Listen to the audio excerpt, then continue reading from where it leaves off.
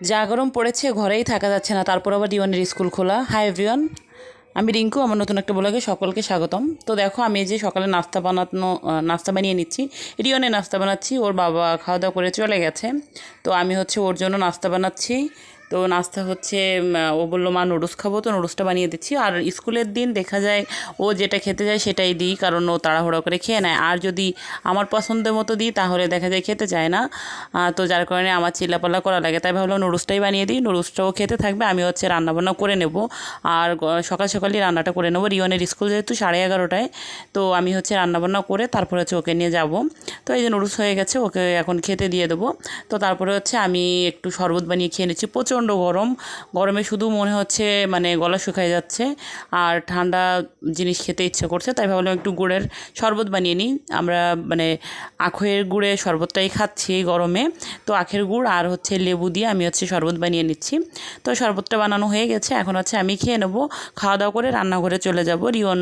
রিওনের খাবারটা খেয়ে নিচ্ছে, আমি হচ্ছে রান্নাঘরে চলে যাব। রান্নাবান্না করে তারপর হচ্ছে ওকে নিয়ে বেরোবো। আজকে স্কুল খুললো, গরমের কারণে কদিন স্কুল বন্ধ ছিল, তো আজকে হচ্ছে স্কুল খুলেছে, আবার পরীক্ষা শুরু হবে।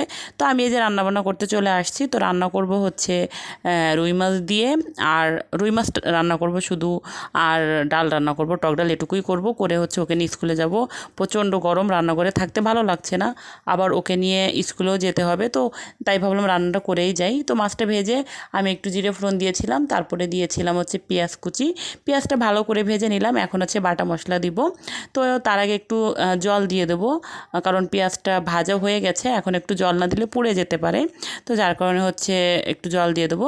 জলটা দিয়ে আমি বাটা মশলাটা দেবো, এখানে জিরা বাটা, কাঁচামরিচ বাটা, আর হচ্ছে তোমার দিব আমি একটু পোস্ত দিয়েছি। পোস্ত বাটাটা কিন্তু মাছ ভুনায় দিলে ভালো লাগে, তো একসাথেই বেটে নিয়েছিলাম। আর মরিচটা হচ্ছে কাঁচা পাকা যে মরিচগুলো থাকে ওইটা আমি বেটে নিয়েছি, পাটাই মশলাটা বেটেছি আজকে, যখন সময় পাই পাটাই বেটে নিই আর কি। তো দিয়ে মশলাটা আমি ভালো করে এখন কষিয়ে নেবো। তো মশলা কষানো হয়ে গেছে, এখন হচ্ছে মাছটা দিয়ে আমি হচ্ছে জাল করে নামিয়ে নেব। তো মাছটা ডালটা আমি আগেই রান্না করে ফেলেছি, ডালটা বসিয়ে দিয়ে হচ্ছে অন্য কাজ করেছিলাম, তারপর হচ্ছে মাছটা রান্না করলাম। তো আমার রান্নাবান্না রেডি। তো এখন হচ্ছে জীবনকে নিয়ে স্কুলে বেরিয়ে গিয়েছি। তো গরম, প্রচণ্ড রোদ বাইরে, কিন্তু স্কুল তো অনেক দিনই বন্ধ ছিল। এখন যেহেতু পরীক্ষা হবে, না যে উপায় নেই, এই গরমে বাচ্চারা কি করবে জানি না। তো সাথে অবশ্যই তরল খাবার দিয়ে দিতে হবে, জল টল। আর বাসার কাছে স্কুল, এই জন্য বেশি প্রবলেম হয় না। দূরে হলে হয়তো আমি পরীক্ষা দেওয়াতামই না, এরকম একটা অবস্থা, যে অবস্থা বেরোনো যাচ্ছে না, রুমে থাকাটাও অনেক কষ্ট। তো এখন হচ্ছে সন্ধ্যা, তো আমি একটু ডিম সিদ্ধ বসিয়েছি। মুখে কোনো রুচি নেই, তাই ভাবলাম একটু ডিমের ভর্তা বানাবো। আর এই যে রিওনকে দিচ্ছি হচ্ছে দুধ কলা দিয়ে, ভাত খেতে চায় না কোনো কিছু, তো যেটা খায় সেটাই দিই। দুধ কলাটা মোটামুটি পছন্দ করে, তাই ভাবলাম দুধ কলা দিয়ে ওকে একটু ভাত মেখে দিই। তো চামচ দিয়ে দিলে নিজে নিজে খেয়ে নেবে, আর অন্য কোনো খাবার দিলে দেখা যায় অনেক ঝামেলা করে। তো তারপর হচ্ছে এই যে আমি ডিম ভর্তা বানানোর জন্য দিয়ে দিয়েছি। তো ভর্তাটা আমি মাখলে আমার হাত প্রচণ্ড জ্বালা করে, তাই ওর বাবাকে দিয়েছে, ওর বাবা হচ্ছে ভর্তাটা বানিয়ে নিচ্ছে। তো তার ভর্তাটা বানিয়ে হচ্ছে আমরা খাওয়া দাওয়া করবো।